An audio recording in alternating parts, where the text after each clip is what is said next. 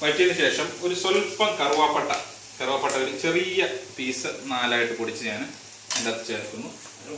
വഷണയില എന്ന് പറയും, ഇത് നാട്ടിൽ കിട്ടുന്നതാണ്. ഇവിടെ നമുക്ക് മസാല കൂട്ട് മേടിക്കുമ്പോൾ നോർമലി അതിൻ്റെ അകത്ത് കാണും ഈ സാധനം. അതും ജസ്റ്റ് ഒന്ന് പൊടിച്ച് അതിൻ്റെ അകത്ത് ചേർക്കുക. ഇപ്പം ഏതാണ്ട് സബോള വഴണ്ടി കഴിഞ്ഞു. സബോള വഴണ്ടതിന് ശേഷം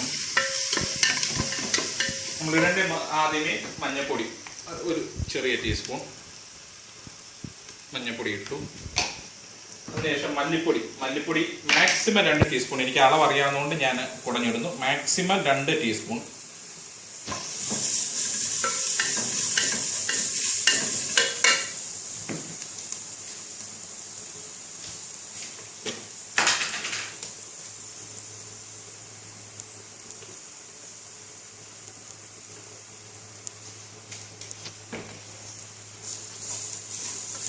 ഞാൻ 2 ടീസ്പൂൺ മല്ലിപ്പൊടി ഇപ്പോൾ ഇട്ടു.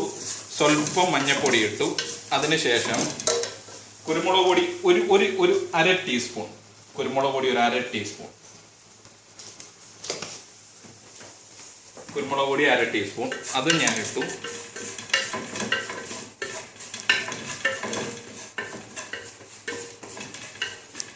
അതിനുശേഷം മുളക് പൊടി ഒരു ഫുൾ ടീസ്പൂൺ. നല്ല എരിവുള്ളതാണ്. കാശ്മീരി മുളക് പൊടിയാണെങ്കിൽ 2 ടീസ്പൂൺ ഇടുക.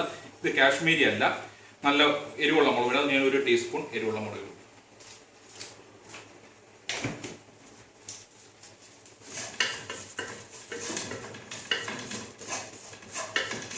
ഇതിന്റെ കൂടെ പിന്നെ നമ്മുടെ ഗരം മസാല ഒരു സ്വല്പം, ഗരം മസാല ഒരു ടീസ്പൂൺ ഇട്ടു, കുഴപ്പമില്ല. ഗരം മസാല സ്വല്പം. ഇതെല്ലാം ഇളക്കിയതിനു ശേഷം ഞാൻ ഈ തക്കാളി ഇതിൻ്റെ അകത്ത് മിക്സ് ചെയ്യുകയാണ്.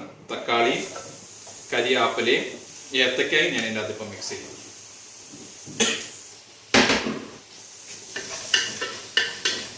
ഇതെല്ലാം ഞാനിപ്പോൾ മിക്സ് ചെയ്തു.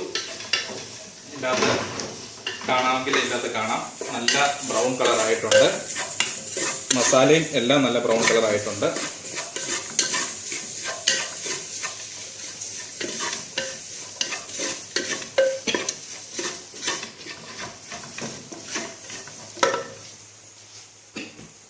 അതിനുശേഷം ബീഫ് നേരിട്ട് ഇതിനകത്ത് മിക്സ് ചെയ്യുക.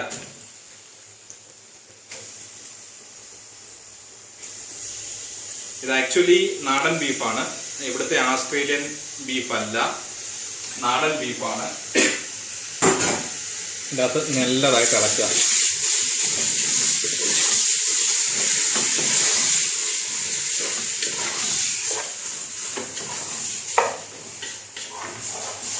നല്ലതായിട്ട് മിക്സ് ചെയ്യുക. അതിനകത്ത് വലിയ ഇമ്പോർട്ടൻ്റ് ആയിട്ടുള്ളൊരു കാര്യമാണ്.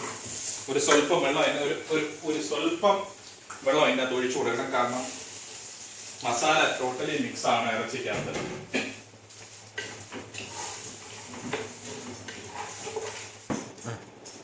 ഇത് ശരിക്കും മിക്സ് ആയിട്ടുണ്ട്. ഇപ്പം ഞാനൊരു സ്വല്പം വെള്ളം ഒഴിച്ച് അത് മിക്സ് ചെയ്തു. ഇപ്പം നോക്കുമ്പോൾ കാണാം എല്ലാം നല്ലതായിട്ട് മിക്സ് ആയിട്ടുണ്ട്. ഇതിൻ്റെ അകത്ത് ഇനി ചേർക്കേണ്ടത് ആവശ്യത്തിന് ഉപ്പ്. നമ്മൾ ഓർത്തോണം, നമ്മൾ സബോള ഇടാൻ നേരപ്പം സബോള വഴറ്റാൻ നേരപ്പം സ്വല്പം ഉപ്പ് ചേർത്തു. അത് ഓർത്ത് തന്നെ ഇടുക. ഉപ്പിട്ടു, ആവശ്യത്തിന് ഇട്ടു. ആവശ്യത്തിന് വെള്ളം ഞാൻ ഒഴിച്ചു. മാക്സിമം ഇതിൻ്റെ വിസിൽ അടിക്കേണ്ടത് 6 to 7 വിസിൽ അടിക്കുമ്പോൾ നിർത്തിക്കോണം. നിർത്തിയിട്ട് ആവി പോയതിന് ശേഷം എടുക്കുകയാണെങ്കിൽ ഒരു നല്ല കറിയായിരിക്കും. അത് ചപ്പാത്തി, ചോറിൻ്റെ കൂടെ, ചപ്പാത്തിയുടെ കൂടെ, പൊറോട്ടയുടെ കൂടെ നല്ല രുചിയായിട്ട് കഴിക്കാൻ പറ്റും. ഞാൻ പറഞ്ഞു ഇത് നാടൻ ബീഫാണ്, നാട്ടിൽ നിന്ന് വന്ന ബീഫാണ്. ഇത് നല്ല രുചികരമായ ഒരു ഭക്ഷണമായിരിക്കും. ചപ്പാത്തിയുടെ കൂടോ, പൊറോട്ടയുടെ കൂടോ, ചോറിൻ്റെ കൂടോ, അപ്പത്തിൻ്റെ കൂടോ ഇത് നല്ലതായിട്ട് കഴിക്കാം. സെയിം നിങ്ങൾ ഇപ്പോൾ ഹോട്ടലിൽ കിട്ടുന്ന കൊഴുപ്പ് പോലുള്ള കൊഴുപ്പ് ആ രുചി കിട്ടും. പക്ഷേ ഇതിൻ്റെ അകത്ത് അധികം കൊഴുപ്പില്ല, അധികം മസാലയില്ല. ഏറ്റവും നല്ല രുചിയായിട്ടൊരു ഭക്ഷണമായിരിക്കാം. ട്രൈ ചെയ്യുക. Thank you.